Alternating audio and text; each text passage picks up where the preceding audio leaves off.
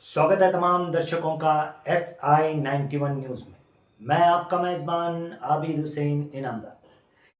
ತಮ್ಮ ಇಷ್ಟು ಟಾರ್ಚರ್ ಅನ್ನು ಸಹಿಸಿಕೊಂಡು ಸುಪ್ರೀಂ ಕೋರ್ಟ್ ಇಂದ ವರ್ಡಿಕ್ಟ್ ಕೊಟ್ಟಿರುವಂತಹ ಒಬ್ಬ ಮಹಿಳೆಗೆ ನ್ಯಾಯ ಕೊಡದೇ ಆಗಿರುವಂತಹ ಸರ್ಕಾರ ನಮಗೆ ಹೇಳುತ್ತೆ ನಮಗೆ ನೈತಿಕತೆ ಇಲ್ಲ. ಸೊ ನಾನು ಒಂದೇ ಒಂದು ಮಾತನ್ನು ಹೇಳಕ್ಕೆ ಇಷ್ಟಪಡ್ತೀನಿ. ಮಾನ್ಯ ನಮ್ಮ ಸರ್ಕಾರದವರಿಗೆ ಹಾಗೂ ಪ್ರಧಾನಮಂತ್ರಿಗಳಿಗೆ ಹಾಗೂ ನಮ್ಮ ಹೋಮ್ ಮಿನಿಸ್ಟರ್ ಅವರಿಗೆ, ನಮ್ಮ ದೇಶದಲ್ಲಿ ಬಹಳಷ್ಟು ಮಹಿಳೆಯರು ಸಂಕಷ್ಟದಲ್ಲಿದ್ದಾರೆ. Economy is in a decide. Rupee is performing at its history low. Idi South Asia ali we are the worst performing currency. RBI is selling reserves, stopping NDF trades and taking every resort possible. ಇಂಥ ಒಂದು ಸಮಯದಲ್ಲಿ ನೀವು ಆರ್ಥಿಕ ಸಮಸ್ಯೆಗಳನ್ನು, ಸಾಮಾಜಿಕ ಸಮಸ್ಯೆಗಳನ್ನು, ನಮ್ಮ ಕ್ಷೇತ್ರದೊಳಗಿರುವಂತಹ ಮಹಿಳೆಯರ ಸಮಸ್ಯೆಗಳನ್ನು ಆಲಿಸುವ ಬದಲು ಬರೀ ರಾಜಕೀಯವನ್ನು ನಾವೆಲ್ಲರೂ ಮಾಡ್ಕೊಂಡು ಹೋದರೆ ದೇಶದ ಪರಿಸ್ಥಿತಿ ಉದ್ಧಾರ ಆಗೋಕ್ಕೆ ಸಾಧ್ಯ ಇಲ್ಲ.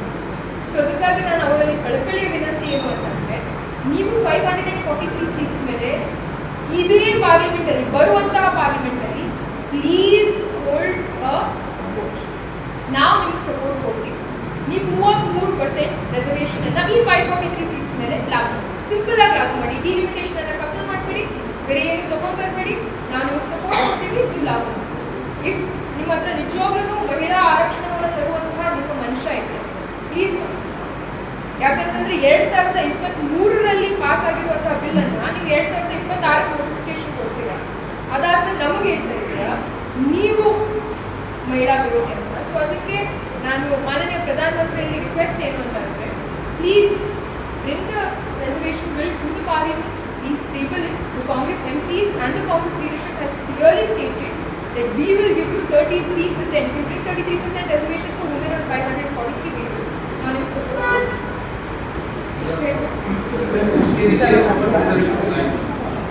ಸರ್, ನೀವೇನು ಪ್ರಶ್ನೆ ಕೇಳಿ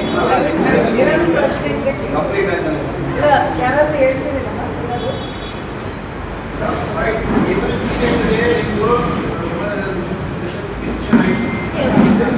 ಬಿಜೆಪಿ ಆಲ್ರೆಡಿ ಮೆರಾಥಾನಲ್ಲಿ 80% ಮುಗಿದೋಗಿತ್ತು.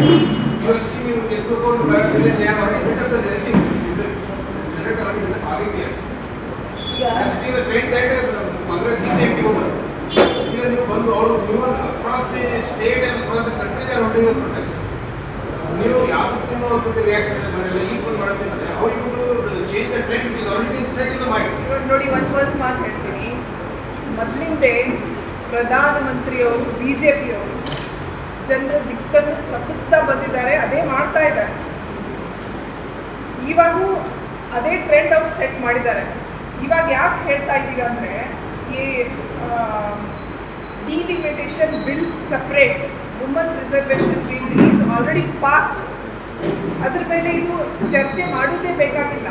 ಅವರು ಇವಾಗ ಮಾಡಬೇಕಾಗಿದ್ದರೆ ಇಲೆಕ್ಷನ್ ಮಧ್ಯದಲ್ಲಿ ಯಾಕೆ ಮಾಡ್ತಿದ್ರು, ಅದು ಸ್ವಲ್ಪ ನೀವು ಯೋಚನೆ ಮಾಡಬೇಕಾಗುತ್ತೆ. ಇಲೆಕ್ಷನ್ ವೋಟಿಂಗ್ ನಡೆದಿದೆ, ಇನ್ನೂ ಪೆಂಡಿಂಗ್ ಇತ್ತು. ನಮ್ಮ ವೆಸ್ಟ್ ಬೆಂಗಾಲ್ ಮತ್ತು ತಮಿಳ್ನಾಡು, ಅದರಲ್ಲಿ ಸ್ಪೆಷಲ್ ಸೆಷನ್ ಕರೆಸಿ ಇದೆಲ್ಲ ಮಾಡಬೇಕು. ಸರ್ಕಸ್ ಯಾಕೆ ಮಾಡಬೇಕಾಗಿತ್ತು ಅವರು? ನಿಮ್ಮ ಪ್ರಶ್ನೆಗೆ ಒಂದು ಉತ್ತರ ಹೇಳಬೇಕು ಅಂದರೆ, ಭಾರತೀಯ ಜನತಾ ಪಕ್ಷ ಸೋಷಿಯಲ್ ಮೀಡಿಯಾದಲ್ಲಿ ವಾಟ್ಸಪ್ಪಲ್ಲಿ ಸುಳ್ಳನ್ನು ಸತ್ಯ ಮಾಡುವ ಪದೇ ಪದೇ ಹುನ್ನಾರ ಯಾವತ್ತೂ ಅವ್ರು ಮಾಡ್ತಾರೆ. ಇದು ಕೂಡ ರೋಡ್ಗೆ ತಂದು ತಪ್ಪು ಕಲ್ಪನೆ ಮಾಡ್ತಾ ಇದ್ದಾರೆ. ನಮ್ಮದು ರಾಜ್ಯದಲ್ಲಿ ಈಗಾಗಲೇ ಪತ್ರದ ಒಂದು ಮೂಲಕ ಪ್ರಧಾನಮಂತ್ರಿಯವರಿಗೂ ನಮ್ಮ ರಾಷ್ಟ್ರೀಯ ಮಹಿಳಾ ಅಧ್ಯಕ್ಷರು ಮಹಿಳಾ ಅಧ್ಯಕ್ಷರು ಹೇಳ್ತಾರೆ, ಎಲ್ಲ ಮಹಿಳೆಯರ ಕಡೆಯಿಂದ ಇಡೀ ದೇಶದಲ್ಲಿ ಮಹಿಳೆಯರ ಪೋಸ್ಟ್ ಲೆಟರ್ ಒಂದು ಹೋಗುವುದ ಮೂಲಕ ಪ್ರಧಾನಮಂತ್ರಿಯವರಿಗೆ ಕಿವಿಯಲ್ಲಿ ಸರಿತಾ ಪಾಟೀಲ್ ಅವರು ಹೇಳಿದಂಗೆ ಎಲ್ಲ ಮಹಿಳೆಯರಿಗೆ ಸೇರುತ್ತೆ 543ರಲ್ಲೇ 33% ಮೀಸಲಾತಿ.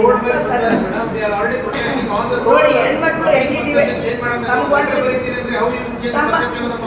ಒಂದು ಹೇಳ You are right. We are taking to the streets. Give us time, and you will do it. But that has to be a party coordinated effort.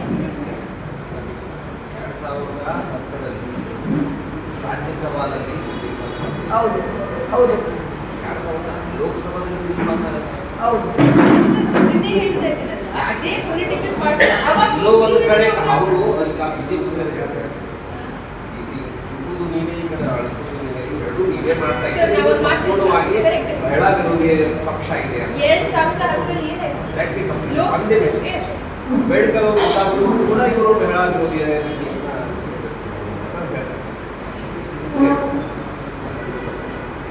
So 2010 Rajya Sabha ಅಲ್ಲಿ ಪಾಸ್ ಆಯ್ತು. ಅವಾಗ ಯಾರ ಸರ್ಕಾರ ಇತ್ತು? ನಮ್ಮ ಸರ್ಕಾರ. ಲೋಕಸಭಾ ಯಾಕೆ ಫೇಲ್ ಆಯಿತು? Because we don't need a simple majority to pass this bill. We need 2/3 majority to pass this bill. ಇವಾಗ ಈ ಲೋಕಸಭಾ ಯಾಕೆ ಪಾಸ್ ಆಯಿತು? ಆಪೋಸಿಷನ್ ಅಲ್ಲಿ ನಾವು ಕೂತ್ಕೊಂಡಿದ್ವಿ, ನಾವು ಸಪೋರ್ಟ್ ಮಾಡಿದ್ದಕ್ಕೆ ಅದು ಪಾಸ್ ಆಯಿತು. ಇವಾಗ ನಾವು ಸಪೋರ್ಟ್ ಮಾಡಿರ್ಲಿಲ್ಲ ಅಂತಂದ್ರೆ ಈ ನಾರಿ ಶಕ್ತಿ ಅಧಿನಿಯಮ ಒಂದನ್ನು ಕೂಡ ಬರ್ತಾ ಇರಲಿಲ್ಲ. ನಾವು ಸಪೋರ್ಟ್ ಮಾಡಿದ್ದಕ್ಕೆ 2/3 ಮೆಜಾರಿಟಿ ಅವ್ರಿಗೆ ಸಿಕ್ಕಿತ್ತು. ಸೊ ಆ ಟೈಮಲ್ಲಿ ಯಾರು ನಮ್ಗೆ ಸಪೋರ್ಟ್ ಮಾಡಿಲ್ಲ ಅಂತಂದ್ರೆ ಲೋಕಸಭಾ ನಾವು ಪಾಸ್ ಮಾಡಬೇಕಾಗಿದ್ರೆ ನಮ್ಗೆ 2/3 ಮೆಜಾರಿಟಿ ಬೇಕಾಗಿತ್ತಲ್ಲ. ಸೊ ಯಾರು ಸಪೋರ್ಟ್ ಬೇಕಾಗಿತ್ತು ನಮ್ಗೆ ಪಾಸ್ ಮಾಡೋದು?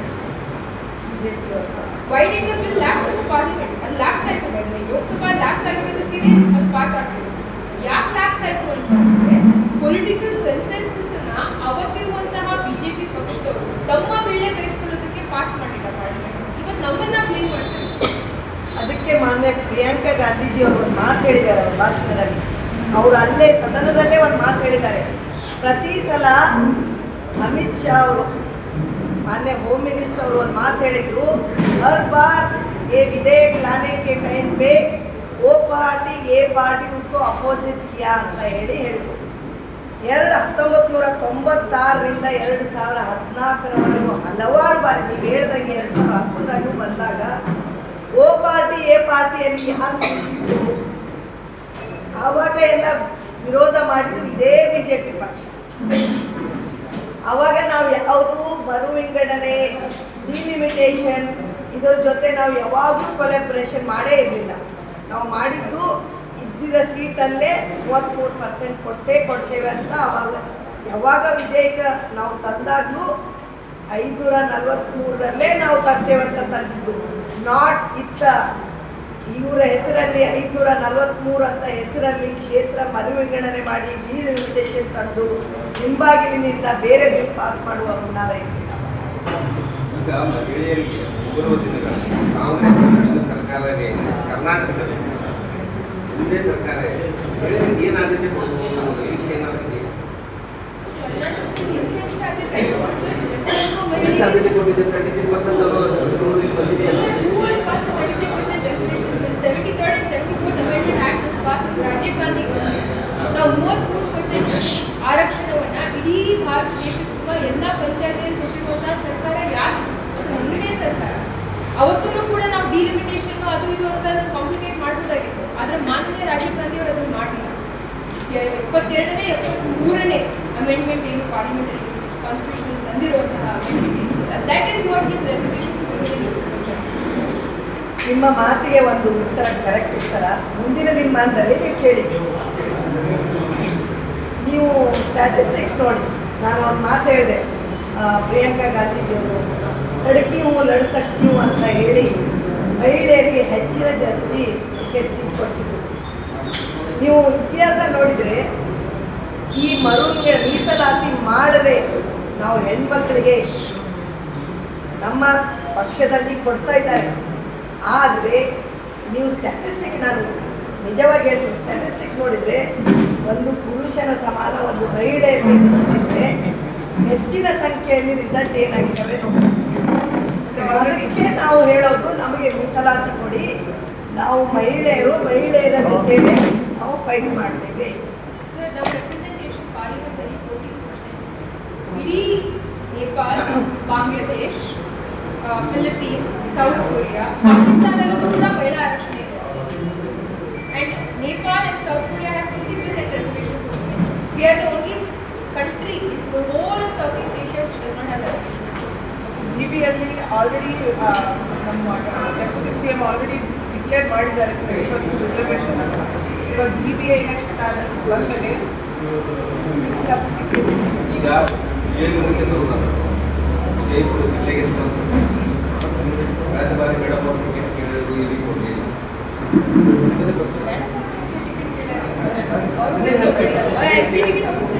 ಇಲ್ಲ, ಅದನ್ನೇ ಹೇಳ್ತಾ ಇದ್ದೀನಿ. ಟಿಕೆಟು ಕೇಳಿದ್ರಿ, ಟಿಕೆಟ್ ಒಬ್ಬರಿಗೆ ಕೊಟ್ಟರು, ಇಲ್ಲಿ ಬಿಜಾಪುರದಲ್ಲಿ ಯಾಕೆ ಕೊಡಲಿಲ್ಲ ಅಂತ ನೋಡುತ್ತೆ ಮುಂದಿನ ಅದು ಮಹಿಳಾ ಆರಕ್ಷಣೆಗೆ ಅದಕ್ಕೆ ಸಂಬಂಧ ಇಲ್ಲ ಸರ್. ಅದು ಆರ್ಥಿಕ ಮತ್ತು ರಾಜಕೀಯ ಸಮಸ್ಯೆಗಳನ್ನ ಬರುವ ಪರಿಸ್ಥಿತಿಗಳನ್ನ ಸಂಬಂಧ ಇಲ್ಲ ಅನ್ಬೇಡಿ, ಸಂಬಂಧ ಇಲ್ಲ ಅನ್ಬೇಡಿ, ಸಂಬಂಧ ಇದೆ. ನಾವು ಮಹಿಳೆಯರಿಗೆ ಇಲ್ಲೇ ಸುಮ್ಮನೆ ಸೂಕ್ಷ್ಮವಾಗಿ ನೀವು ಕೊಡ್ತಿರ್ತಕ್ಕಂಥ ಒಂದು ಕೆಲಸವನ್ನ ನೀವು ಮುಂದುವರೆದಂತೆ ನೋಡಿ. ಒಬ್ಬರು ಮಹಿಳೆಯರಾದ್ರು ವಿಜಯಪುರ ಜಿಲ್ಲಾ ಅಧ್ಯಕ್ಷರುಗಳು ಒಬ್ಬರದಾದ್ರು ಕೊಡುತ್ತೀರಿ ಸರ್, ಆಯ್ತು, ನಾವು ಅಲ್ಲಿ ಬರ್ಬೇಕನ್ನುವಂತಹ ಪ್ರಾಮಾಣಿಕ ಪ್ರಯತ್ನ ನೀವು ಸಪೋರ್ಟ್ ಮಾಡಬೇಕು. ಈಗ ನಮ್ಗೆ ಅಲ್ಲಿ ಬರ್ಬೇಕು ಅಂದ್ರೆ ನೀವು ಸಪೋರ್ಟ್ ಮಾಡಬೇಕು. ಇಲ್ಲಿ ನಿಮ್ಮ ಮಹಿಳಾ ಇಲ್ಲಿ ಗೊತ್ತಾಗ್ತಾ ಇದೆ. ಇಲ್ಲ, ಅದು ಜಿಲ್ಲೆಯಲ್ಲೇ ನಿಮಗೆ ಆದ್ಯತೆಗಳಿಲ್ಲ ಅಂತಲ್ಲಿ ಹೆಣ್ಮಕ್ಳಿಗೆ ಹೇಗೆ ಸಿಗ್ತದೆ ಅಂತ ಜಿಲ್ಲೆಯಲ್ಲಿ ಆದ್ಯತೆ ಇಲ್ಲ ಇದ್ರೆ ಜಿಲ್ಲೆಯಲ್ಲಿರುವ ಒಂದು ಹೆಣ್ಮಗಳನ್ನ ಒಂದು ಟಿಕೆಟ್ ಕೊಟ್ಟಿರಲಿಲ್ಲ. ಜಿಲ್ಲೆಯಲ್ಲಿರುವ ಹೆಣ್ಮಗಳನ್ನ ಒಂದು ಈ ಜಿಲ್ಲೆಯಲ್ಲಿ ಚೇರ್ಮನ್ನು ಅಧ್ಯಕ್ಷರು ಮಾಡ್ತಿರ್ಲಿಲ್ಲ. ನೀವು ನೋಡಿ, ಬೇರೆ ಪಕ್ಷದಲ್ಲಿ number of women seats compare to the other party ಕಾಂಗ್ರೆಸ್ಸಲ್ಲಿ ಹೆಚ್ಚಿಗೆ ಕೊಟ್ಟಿದ್ದಾರೆ. ನೀವು ಅಧ್ಯಕ್ಷರುಗಳು ಸರ್ಕಾರ ಬಂದಾಗ ಅಧ್ಯಕ್ಷರುಗಳ ಪರ್ಸೆಂಟೇಜು ನೋಡಿ, BJPಗಿಂತ ಕಾಂಗ್ರೆಸ್ಸಲ್ಲಿ ಹೆಚ್ಚಿಗೆ ಜಾಸ್ತಿ. ಅದೇ ಪಕ್ಷದ ಹೆಣ್ಮಕ್ಳು ಬಂದು ಹೇಳ್ತಾರೆ ನಮ್ಮ ಹತ್ರ, ಅಯ್ಯೋ ನಿಮ್ಮ ಪಕ್ಷದಲ್ಲಿ ಸ್ಥಾನಮಾನ ಆದರೂ ಕೊಡ್ತಾರೆ, ನಿಮ್ಮ ಪಕ್ಷದಲ್ಲಿ ಮಹಿಳೆಯರಿಗೆ ಒಂದು ಆದ್ಯತೆ ಕೊಡ್ತಾರೆ, ನಿಮ್ಮ ಪಕ್ಷದಲ್ಲಿ ಟಿಕೆಟ್ ಕೊಡ್ತಿದ್ರು ಒಂದು ಏನಾದರೂ ಸ್ಥಾನಮಾನ ಕೊಡ್ತಾರೆ ಅಂತ ಅದೇ ಪಕ್ಷದ ಹೆಣ್ಮಕ್ಳು ಬಂದು ಹೇಳ್ತಾರೆ ನಮ್ಮ ಹತ್ರ. ನಾನು ಅದನ್ನೇ ಹೇಳಿದ್ದು, 2024ರಲ್ಲಿ ಎಷ್ಟು ಜನ ಹೆಣ್ಮಕ್ಳಿಗೆ ಟಿಕೆಟ್ ಕೊಟ್ಟಿದ್ದು? ತುಂಬ ಜನ ಕೊಟ್ಟಿದ್ದಾರೆ ನಮ್ಮ ಪಕ್ಷದಲ್ಲಿ. ಬಿಜೆಪಿಯವರು ಏನು ಮಾಡ್ತಾರೆ ಅಂದ್ರೆ ಅಲ್ಲ, ಬಿಜೆಪಿಯವರು ಏನು ಮಾಡ್ತಾರೆ ಅಂದರೆ ದೊಡ್ಡದೊಳಗೆ ಇರುವಂಥವ್ರಿಗೆ ಪ್ರಾತಿನಿಧ್ಯ ಕೊಡ್ತಾರೆ ಮಹಿಳೆಯರಿಗೆ, ನಾವು ಜೀವಂತವಾಗಿರುವಂಥ ಮಹಿಳೆಯರಿಗೆ ಪ್ರಾತಿನಿಧ್ಯ ಕೊಡ್ತೀವಿ. ಇಷ್ಟೇ ವ್ಯತ್ಯಾಸ ಅಂತ ಅವರಿಗೆ.